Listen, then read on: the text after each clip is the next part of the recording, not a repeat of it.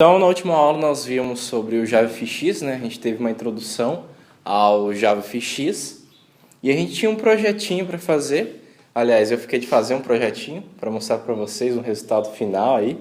Eu não deixei disponível ainda no EAD, mas eu vou colocar lá hoje.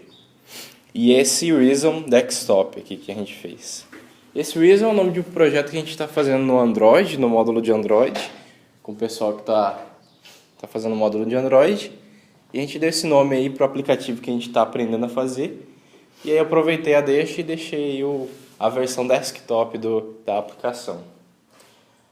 Então não tem nada demais nele, eu vou abrir a classe executável aqui, que está em src com.reason.view, esse palco.java.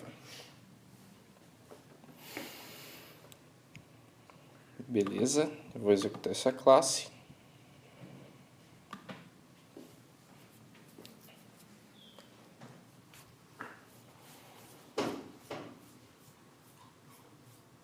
Executou. E tá aí o Reason Desktop. Eu coloquei umas cores, um alinhamento e formatação de fonte para vocês verem também. E aqui a gente tem duas opções: criar um novo cliente e listar cliente. Se a gente lista cliente, a gente vai para uma página que tem uma tabela, que inicialmente está vazia. A gente tem a opção de atualizar a lista.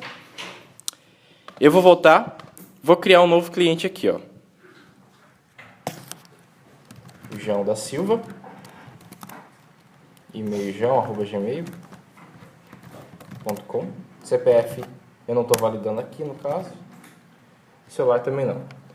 E eu vou clicar em salvar, ele limpa a tela, não dá nenhum aviso, mas tenham fé que ele cadastrou o cara. Eu vou listar cliente, ele não vai aparecer nada aqui, mas se a gente atualizar a lista, tá lá o João da Silva cadastrado. Então se eu voltar e criar mais alguém, a Maria da Silva, maria@gmail.com, CPF, celular, salvei, vou listar e atualizar a lista, a Maria vai estar aqui. Vou colocar mais um, Afonso.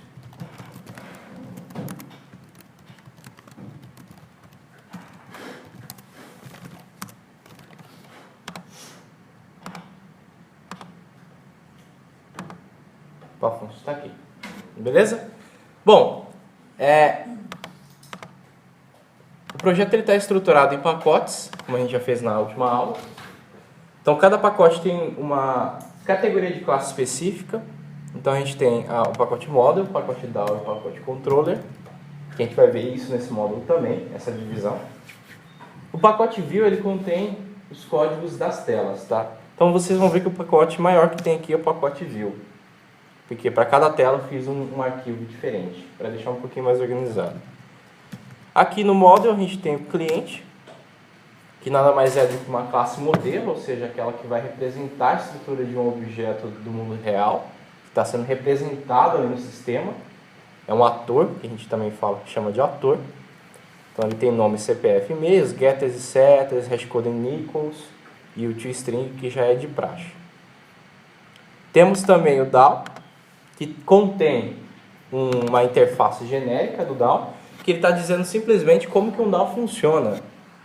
Então a gente está falando que um DAO ele tem que cadastrar, atualizar, remover, buscar e buscar todos. Aqui uma diferença que a gente tem eu estou recebendo dois parâmetros de tipos, né? Não é só T. Eu estou recebendo um T e um K. Por quê? Como que a gente vai buscar um cliente? Por exemplo, como que eu sei que aquele cliente é aquele cliente? O que identifica unicamente um cliente? A gente pode pensar, um nome. Então, se eu tenho um registro ali que o nome é João da Silva, eu sei que aquele cara é João da Silva. Então, eu posso supor, o nome é um identificador único daquele registro. É falho, por quê? Pode ter outro João da Silva. Então, a gente tem que encontrar um atributo do cliente que identifique um cliente unicamente. É um código, um registro que é único dele. No nosso caso aqui do cliente, esse atributo mais elegível para isso é o CPF. O CPF é um código que é único para cada cliente. Então, eu tenho certeza, se eu botar um CPF, eu vou achar a pessoa que eu quero. Eu não vou confundir, eu não vou ter conflito de dados, não vou ter duplicação de CPF. Teoricamente, não podia. Nome pode dar certo em alguns casos, pode dar errado em outros casos, que a gente pode muito bem ter nomes iguais. Beleza? E o que eu estou pedindo aqui? Bom, o primeiro tipo, que é o T, é o tipo da classe que eu estou manipulando, que é o cliente. Que eu vou criar, por exemplo, o cliente DAO, eu vou passar o cliente para ele. E o segundo, que é o K, eu estou falando qual que é o tipo do atributo identificador. Então, o CPF é tipo string, então eu passo para ele aqui string. É o string o tipo do atributo que vai identificar o cliente. Ah, mas por que eu uso esse K?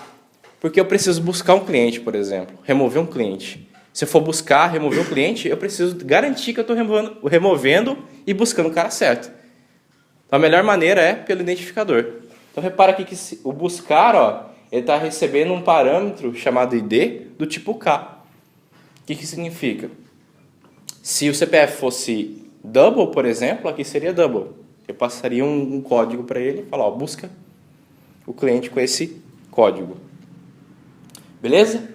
E a gente tem uma implementação aqui dessa interface chamada cliente DAO.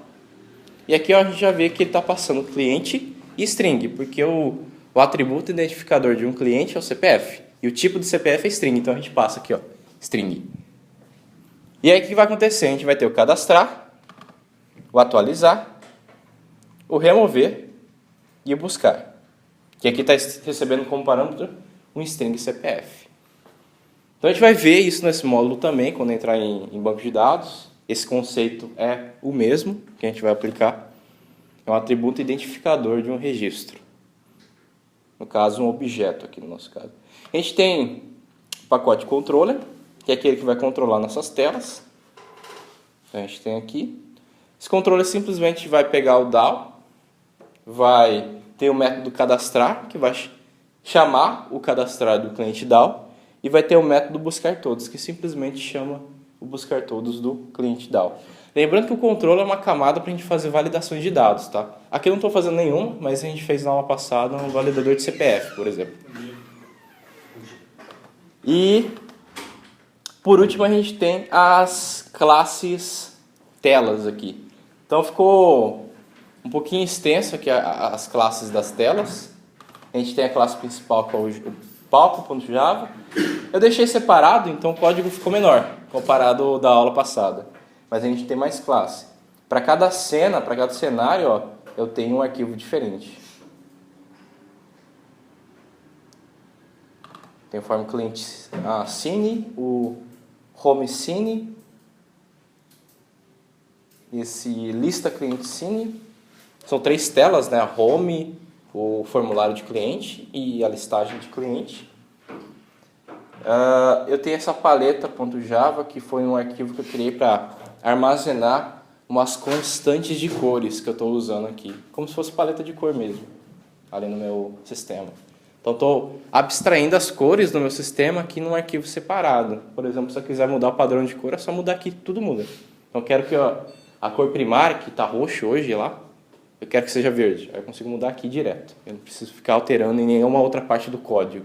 Então, já está bem separado aqui. Beleza? Então, eu vou deixar esse código no EAD. Quem quiser consultar e tiver dúvida pode falar. Beleza? Executando mais uma vez aí.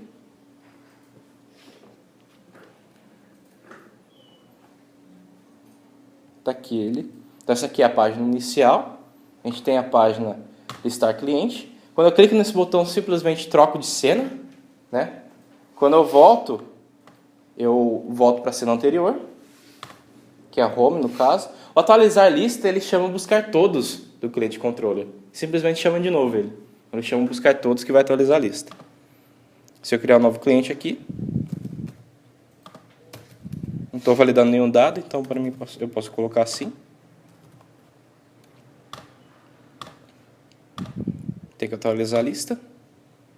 Está ali o cliente cadastrado.